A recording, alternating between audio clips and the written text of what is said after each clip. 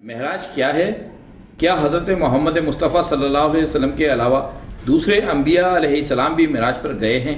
دیکھیے بات یہ ہے کہ معراج، لفظ معراج کے اوپر اگر آپ غور کریں تو یہ عروج اور بلندی کی انتہا، منازل ارتقاء اس معنوں میں استعمال ہوتا ہے۔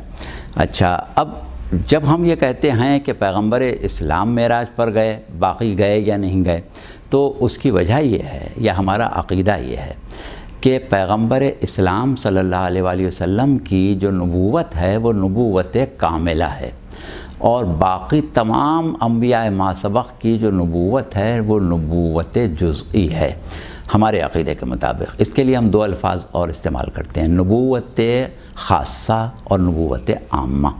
تو معراج جو ہے اس کا تعلق نبوت خاصہ سے ہے، نبوت عامہ سے نہیں ہے، پہلی چیز۔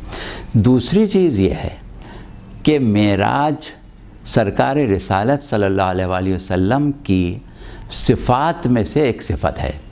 ہم معراج کو محض واقعہ نہیں سمجھتے، بلکہ معراج آپ کی ایک صفت ہے، یعنی بالقوہ آپ کے اندر صلاحیت معراج، آپ کے اندر ایک ملکہ معراج موجود ہے۔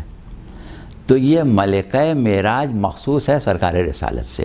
اچھا، اب اس کے بعد تھوڑی سی وضاحت آپ اور سن لیں، وہ یہ ہے کہ معراج میں جو قرآن نے تذکرہ کیا ہے، دو جگہ کیا ہے، خاص طور سے دو جگہ۔ ایک سورہ بنی اسرائیل کا آغاز ہی وہاں سے ہو رہا ہے، سبحان الذی اسریٰ بعبدہ لیلا من المسجد الحرام الی المسجد الاقصی، وہاں جو ذکر ہوا ہے وہ معراج کا اس اعتبار سے کیا گیا ہے کہ پروردگار عالم نے اپنا تذکرہ، اپنی تعریف، اپنی توصیف بیان کی ہے اس عنوان سے کہ سرکار رسالت کو ایک خاص مقام و مرتبہ عطا کیا گیا۔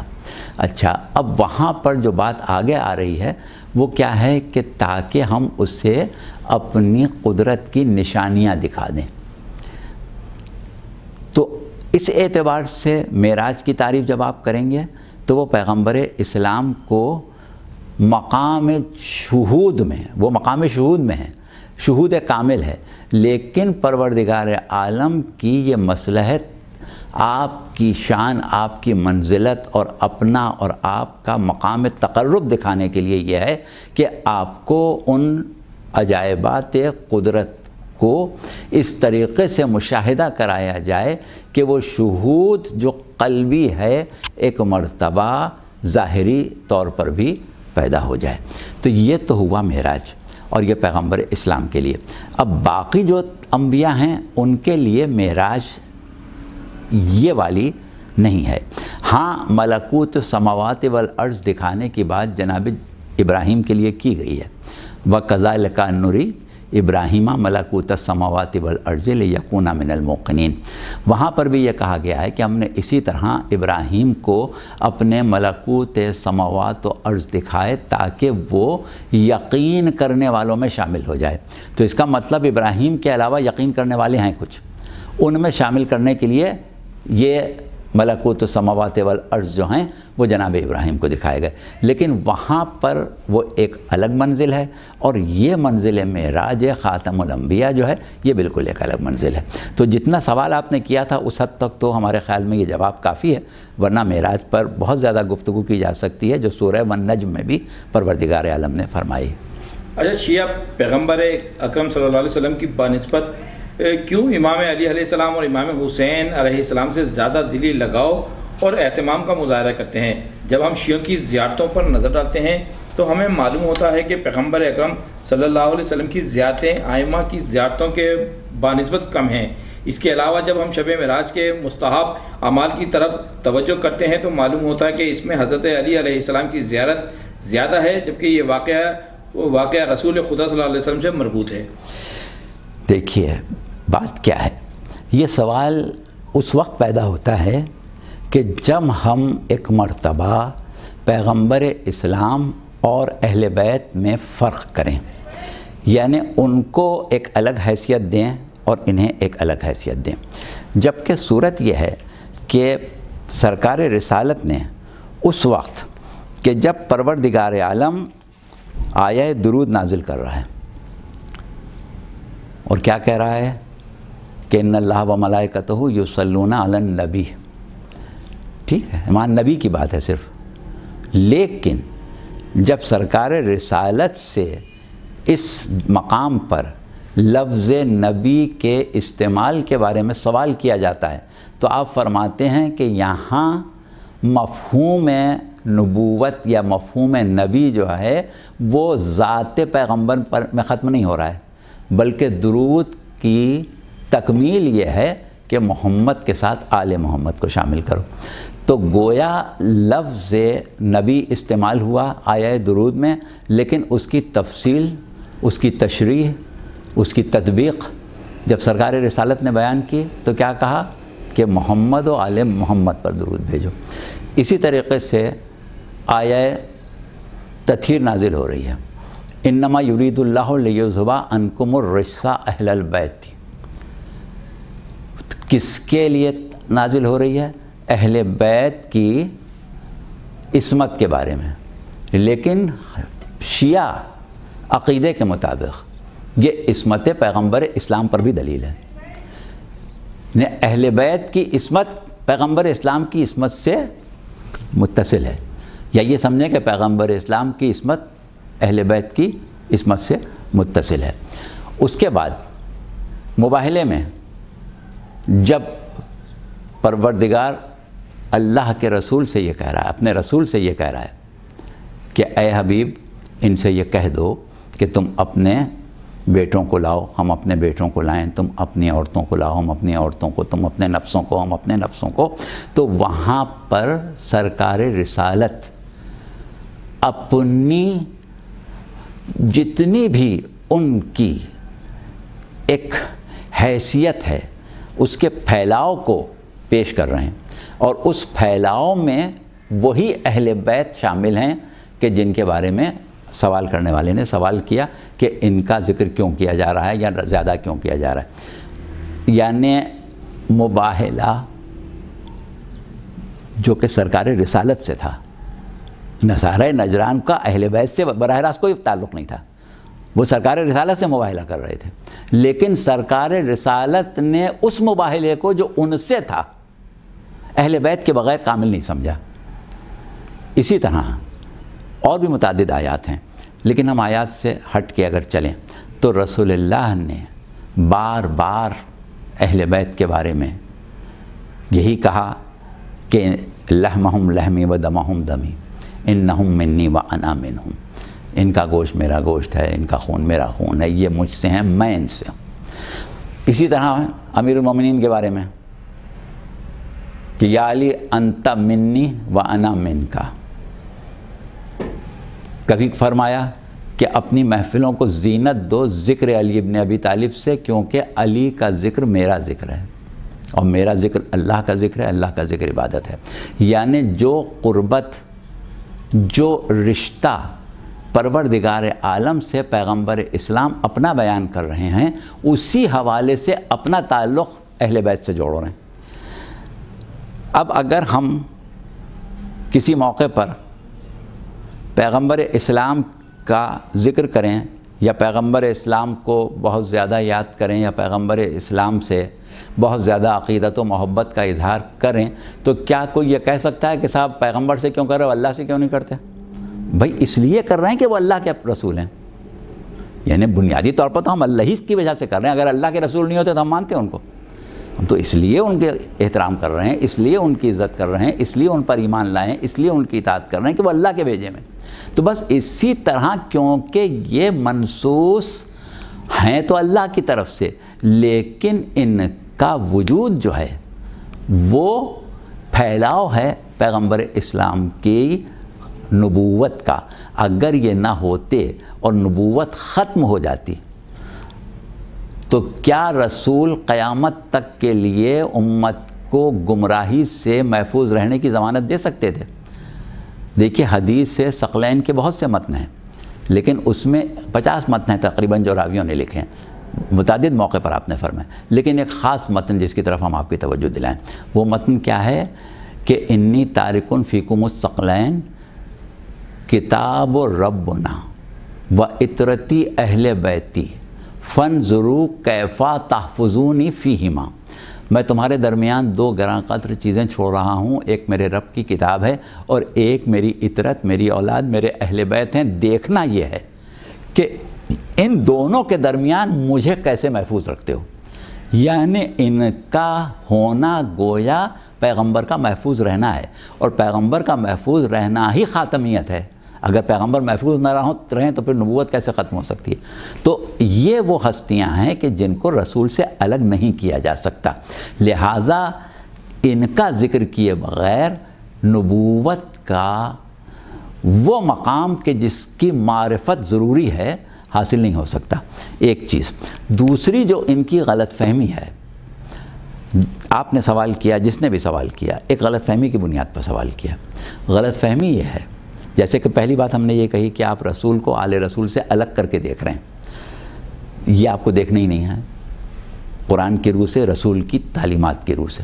اچھا، دوسری چیز ایک کیا ہے کہ آپ وہ کتابیں ہیں کہ جن میں ائمہ کی زیارتیں ہیں، رسول اللہ کی زیارتیں ہیں، اس میں علامہ مجلسی کی زاد المعاد ہے، اس کے علاوہ اقبال ہے، اور بہت سی کتابیں ہیں جن کے حوالے شیخ عباس قمی نے مفاتیح الجناح میں دی ہیں۔ اب مفاتیح الجناح میں اگر آپ جا کے دیکھتے ہیں، نہ پڑھیں آپ اقبال، نہ پڑھیں آپ زاد المعاد، آپ اسی کو دیکھ لیں، تو اس میں کیا صورت ہے کہ وہ زیارت جو پیغمبر اسلام کی لکھی ہے، جس کے اوپر لکھا ہے زیارت رسول از بعید، یعنی اپنے گھر سے پڑھنے کی زیارت، اس کی ضخامت دیکھیں کتنی بڑی زیارت ہے وہ۔ اچھا، اس کے بعد ائمہ کی زیارتوں میں مشترکہ زیارت، ایک مشترکہ زیارت ہے جسے زیارت جامعہ کبیرہ کہتے ہیں، جو ہر معصوم کے لیے آپ پڑھ سکتے ہیں، اس میں پیغمبر اسلام بھی شامل ہیں۔ السلام علیکم یا اہل بیت النبوہ و معدن الرسالہ و مختلف الملائکہ و خزان و مختلف الملائکہ و محبت الوحی و خزان العلم، یعنی یہ ساری چیزیں جو ہیں پیغمبر اسلام سے منسوب ہیں۔ اس کے بعد آپ یہ تو دیکھ رہے ہیں کہ تعداد میں 12 اماموں کی زیارتیں آپ کو زیادہ نظر آ گئیں، چلیے مان لیا ہم نے زیادہ نظر آ گئیں، لیکن ان زیارتوں کا مواد کیا ہے؟ کوئی زیارت ایسی ہے جو یبنا رسول اللہ سے شروع نہ ہوتی ہو، یعنی امام کو رسول کی نسبت سے ہی یاد کیا جا رہا ہے، الگ سے نہیں یاد کیا جا رہا ہے۔ پھر اس کے بعد کیا یہ مشترکہ عقیدہ عالم اسلام کا نہیں ہے کہ قلّہ، پوری آیت آپ نے پڑھی ہے، اسألکم علیہ اجرا الا المودۃ فی القربہ، تو وہ لوگ جن کے بارے میں آپ یہ کہہ رہے ہیں کہ ان کا نام کیوں ہے، ان کی زیارت کیوں ہے، بھائی آپ کو اجر کس کو ادا کرنا ہے؟ رسول کی رسالت کا اجر کرنا ہے، رسول کے کار نبوت کا اجر ادا کرنا ہے، تو رسول کے کار نبوت کا اجر ادا کرنا آپ چاہتے ہیں، رسول کہہ رہے ہیں جاؤ ان سے محبت کرو، تو ان کی محبت براہ راست ان کی طرف جھکاؤ نہیں ہے، ان کی محبت بحکم خدا اجر رسالت پیغمبر اسلامی ہے، لہذا پیغمبر اسلام سے ان کو آپ الگ کر ہی نہیں سکتے۔ تو یہ سوال جو ہے یہ صرف غلط فہمی کی بنیاد پر ہے، ورنہ اس میں کوئی ایسی وزنی بات نہیں۔ ناصر ہاشمی صاحب یہ بتائیے، کیا یہ حدیث صحیح ہے کہ پیغمبر خدا صلی اللہ علیہ وسلم نے دایا کے نہ ہونے کی وجہ سے کئی دن تک اپنے چچا ابو طالب کے پستان سے دودھ پیا؟ دیکھیے، حدیث ایک چیز ہوتی ہے کہ جو فرمان ہوتا ہے معصوم کا، اور ایک چیز ہوتی ہے واقعہ جسے ہم تاریخ کہتے ہیں، یہ حدیث نہیں ہے، یہ تاریخ ہے۔ اچھا، اب تاریخ کا جہاں تک تعلق ہے، تاریخ میں بہت کچھ لکھا ہوتا ہے، لیکن ضروری نہیں ہے کہ انسان اس تاریخ کو قبول کر لے، اور دوسری چیز یہ کہ ہماری بنیادی چیز جو ہے وہ ہمارا ایمان ہے، وہ چیزیں ہیں جن سے ہمیں اس طریقے سے گزرنا ہے، سمجھنا ہے، معرفت حاصل کرنا ہے کہ قبر میں سوال ہونے والا ہے، محشر میں سوال ہونے والا ہے۔ یہ بات کہ آیا رسول نے اس طرح دودھ پیا یا نہیں پیا، نہ ہم سے قبر میں پوچھا جانے والا ہے، نہ ہم سے آخرت میں پوچھا جانے والا ہے، اور نہ ہی اس پر عقیدہ یا عقیدہ نہ رکھنے سے ایمان کے اوپر کوئی فرق پڑنے والا ہے۔ یہ بات تو اپنی جگہ ہے۔ باقی تاریخ میں یہ واقعہ ہے، حیات القلوب میں علامہ مجلسی نے لکھا ہے، تو اب آپ چاہیں تو اس کو مان لیں کیونکہ لکھا ہے، لیکن یہ کہ وہ بھی اس انداز پر نہیں لکھا گیا ہے کہ یہ ایمان کا جزو ہے، اس کو ماننا ضروری ہے۔ اور کیونکہ پیغمبر اسلام کی ذات ایک ایسی ذات تھی کہ جن کا دنیا میں آنا، جن کی بعثت ہونا ایک رسول کی حیثیت سے اس آیت میں شامل ہے، لقد ارسلنا رسولنا بالبینات، بے شک ہم نے اپنے رسولوں کو بھیجا معجزات کے ساتھ۔ تو جب معجزات کے ساتھ بھیجا تو کوئی بھی معجزہ ظاہر ہو سکتا ہے، اور معجزہ جو ہوتا ہے وہ پروردگار عالم کا عمل ہوتا ہے، اور اس عمل کا مقصد یہ ہوتا ہے کہ جس کو ہم بھیج رہے ہیں اس کی حقانیت پر کسی قسم کا شک و شبہ نہ ہونے پائے۔ تو اس اعتبار سے آپ صحیح مانیں غلط مانیں کوئی فرق نہیں پڑے گا۔ اگلا سوال، قرآن مجید میں آیا ہے کہ انسان کا رزق حلال ہونے کے علاوہ طیب یعنی پاک بھی ہونا چاہیے، تو آیا سوال یہ کہ حلال اور پاک میں کیا فرق ہے؟ دیکھیے، حلال اور پاک میں فرق تو بہت ہے، بہت سے مقامات پر فرق ہے۔ حلال اس شے کو کہتے ہیں جس کا کھانا ہمارے لیے جائز ہو، اور جس کا کھانا ہمارے لیے بقائے حیات کی نیت سے حکم خداوندی کی اطاعت میں، یعنی اللہ نے کہا ہے کہ اپنی حیات کا تحفظ کرو، نعمت حیات کو باقی رکھو، اپنی طرف سے اسے ضائع نہ کرو۔ اب اس کو ضرورت ہے رزق کی، غذا کی، تو اس غذا کا استعمال جس کا خاص طور سے پروردگار عالم نے بحیثیت حلال ہونے کے تذکرہ کیا ہے، اس کو ہم لفظ حلال استعمال کرتے ہیں، یعنی اس کو کھانے میں ایک قسم کا ثواب ہے، فضیلت ہے۔ اچھا، لیکن اگر ہم پاک نجس کی بات کریں تو بہت سی چیزیں ایسی ہیں جو شرعاً فقہی اعتبار سے پاک ہیں، بلکہ پاک کرنے والی ہیں۔ جیسے مثال کے طور پر مٹی ہے، تو مٹی جو ہے وہ پاک ہے جب تک کہ اس میں کوئی نجاست شامل نہ ہو، اور مٹی وہ شے ہے جو بعض چیزوں کو پاک کرتی ہے، جیسے پیر کے تلے کو پاک کرتی ہے، جوتے کے تلے کو پاک کرتی ہے، لاٹھی کو لنگڑے کی پاک کرتی ہے۔ تو زمین پاک بھی کرتی ہے، مٹی پاک بھی کرتی ہے، لیکن اس کا کھانا حرام ہے، وہ آپ کھا تھوڑی لے سکتے ہیں سوائے خا کے شفا کے۔ تو حرام ہونا ایک الگ چیز ہے، پاک ہونا ایک الگ چیز ہے۔ مثال کے طور پر فقہی مسئلہ ہے کہ وہ جانور کہ جن کا گوشت حلال ہے ان کا فضلہ پاک ہے، یعنی گائے کا گوبر پاک ہے، تب اس کا مطلب نہیں کہ ہم اس کو کھا بھی لیں، حلال تو نہیں ہے، پاک ہے۔ یا ہم جو لباس نماز کے لیے پہنے ہوئے ہیں اس کا پاک ہونا ضروری ہے، پاک ہے، اب یہ مطلب نہیں کہ حلال بھی اس کو کھا بھی لو۔ تو حلال ہونا ایک الگ چیز ہے، پاک ہونا ایک الگ چیز ہے، پہلے تو اس کو سمجھ لیں۔ پھر جو آپ نے لفظ طیب لیا ہے اور طیب کے معنی پاک کے لیے ہیں، تو اس اعتبار سے جواب آپ کا مکمل ہو گیا۔ لیکن یہاں طیب کے معنی وہ پاک نہیں ہے جس کی ہم فقہی پاک ہونے کی بات کر رہے ہیں، وہ رزق کا ایک ایسا تعارف ہے کہ انسان جب رزق حاصل کرتا ہے تو رزق حلال کماتا ہے۔ رزق حلال کمانا ایک الگ چیز ہے، رزق طیب کمانا ایک الگ چیز ہے۔ وہ یہ ہوتا ہے کہ ایک شخص مثال کے طور پر ایک ایسا کاروبار کر رہا ہے جس کا کرنا جائز ہے، اس سے جو پیسہ ہاتھ آئے گا وہ حلال رزق ہوگا۔ لیکن اگر وہ یہ چاہے کہ میں صرف جائز کاروبار سے نہ کماؤں بلکہ میں اس عمل کو بارگاہ خداوندی میں پیش کروں جو عبادت ہو براہ راست، خود رزق حلال کمانا عبادت ہے، وہ ایک الگ مسئلہ، تو وہ پھر ایک الگ چیز ہو جاتی ہے کہ انسان محنت سے، مزدوری سے اور کوشش سے اور نیک نیتی سے زیادہ محنت کر کے کم روزی کما رہا ہے، اس میں ہیں زاویے طیب ہونے کے۔ لیکن بہرحال یہ ایک ایسا پیرایا ہے کہ سوال کرنے والا یا آپ نے جس طریقے سے پوچھا یا کوئی اور پوچھ رہا ہے تو ہم نہیں سمجھتے کہ وہ وہاں تک جا کے پوچھ رہا ہے، لہٰذا اتنا جواب کافی رکھیں۔ اچھا، ایک اور سوال ہمارے پاس آیا ہے کہ خدا کے واجب الوجود ہونے کی بحث میں کہا جاتا ہے کہ اگر خداوند متعال محدود ہوگا، یعنی کچھ چیزیں خدا کے پاس نہ ہوں اور ان چیزوں کا محتاج ہو، خدا محتاج نہیں ہو سکتا۔ میرا سوال یہ ہے کہ اس میں کیا حرج ہے کہ خداوند متعال محدود ہو، جو چیزیں اس کے پاس نہیں ہیں وہ اس کے پاس نہ ہوں، کیونکہ احتیاج اس وقت پیدا ہوتی ہے جب ہم کسی چیز کو چاہیں۔ اب اگر خدا کسی چیز کو نہ رکھتا ہو، وہ اسے نہ چاہے تو وہ ان چیزوں کا محتاج نہیں ہے۔ مثال کے طور پر میں قدرت نہیں رکھتا ہوں اور قدرت کا محتاج بھی نہ ہوں کہ میں صاحب قدرت بننے کے لیے کسی دوسرے کا محتاج بن جاؤں۔ خداوند متعال محدود ہو اور کچھ چیزیں اس کے پاس نہ ہوں اور ان چیزوں کا محتاج بھی نہ ہو تو اس میں کیا حرج ہے؟ کہا جاتا ہے کہ اس چیز کے لیے محتاج ہے۔ میں کہتا ہوں کہ اصلاً خدا اس چیز کو نہ چاہے، کیا اس میں کوئی حرج ہے؟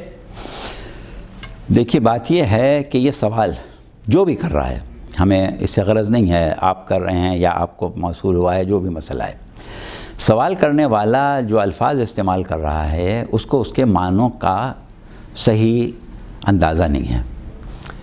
سوال یہ کیا جا رہا ہے کہ اگر اللہ کو محدود مان لیا جائے تو کیا حرج ہے؟ محدود سے کا تصور کیا ہے؟ کس چیز کو محدود کہتا ہے؟ اس لیے کہ محدود کا لفظ استعمال کرنے کے بعد وہ یہ کہہ رہا ہے کہ ہم اللہ کو محتاج نہ مانیں، لیکن اس نہ ماننے کی وجہ یہ ہو کہ کسی شے کو وہ چاہتا ہی نہ ہو۔ اب سوال یہ کہ چاہنا اور محتاج ہونا کیا دو ایک باتیں ہیں؟ بالکل ایک نہیں ہے۔ مشیت الگ ہے، احتیاج الگ ہے۔ حدود سے احتیاج کا تعلق ہی نہیں ہے، نہ حدود سے مشیت کا تعلق ہے، وہ الگ پیرائیں ہیں، یہ الگ پیرائیں ہیں۔ یعنی سوال جس طریقے سے کیا گیا ہے اس کی معقولیت جو ہے وہ اس طریقے سے مجروح ہو رہی ہے۔ اب ہم اس کو واضح کر دیں، سنیے۔ محدود، ایک لفظ استعمال کیا محدود، ایک لفظ استعمال کیا محتاج، ایک لفظ استعمال کیا چاہنا، ٹھیک ہے؟ اب محدود کسے کہتے ہیں؟ محدود حد سے بنا ہے۔ اس شے کو محدود کہتے ہیں جس کی حدود کا تعین کیا جا سکے، جس کی حدود متعین ہو، یعنی ان سے باہر وہ نہ ہو، حدود کے اندر ہو، حدود سے باہر نہ ہو۔ اچھا، اب اگر ہم یا کوئی شخص اللہ کے بارے میں لفظ محدود استعمال کرے تو فوراً یہ سوال پیدا ہوگا کہ وہ حدود ذات میں ہیں یا صفات میں ہیں۔ دوسری چیز یہ کہ اللہ کی 3 صفات بنیادی ہیں: حیات، علم اور قدرت۔ اب اگر ہم کہیں کہ وہ حیات میں محدود ہے تو حیات میں محدود ہونے کا مطلب کیا ہوا؟ کہ حیات کا کسی مقام سے آغاز ہو رہا ہے اور کسی مقام پر انجام ہو رہا ہے، کہیں ختم ہو رہی ہے۔ تو اگر ہم اللہ کی حیات کو محدود کر لیں تو نہ وہ قدیم رہے گا اور نہ ہی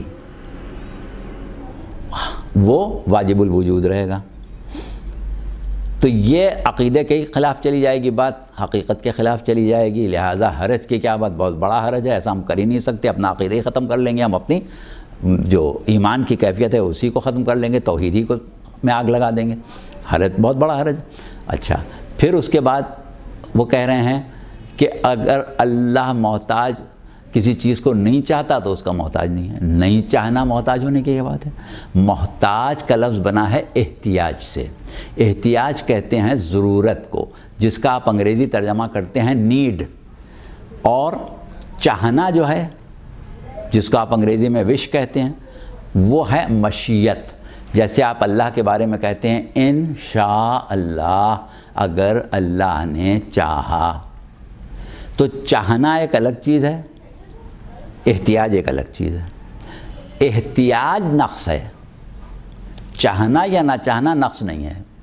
آپ نے دونوں کو ملا دیا۔ چاہنا یا نہ چاہنا نقص نہیں ہے، احتیاج نقص ہے۔ اچھا، اب احتیاج ہونے کا مطلب چاہنا، یہ کسی لحاظ سے بھی ایک دوسرے سے میل نہیں کھاتا۔ کیا ایک شخص جو بیمار ہے وہ چاہتا ہے کہ اس کی کیمو تھراپی ہو؟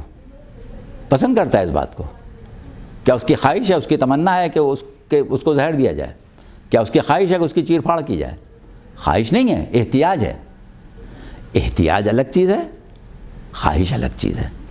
اللہ کو احتیاج نہیں ہے، خواہش کرنا نہ کرنا ایک الگ مسئلہ ہے۔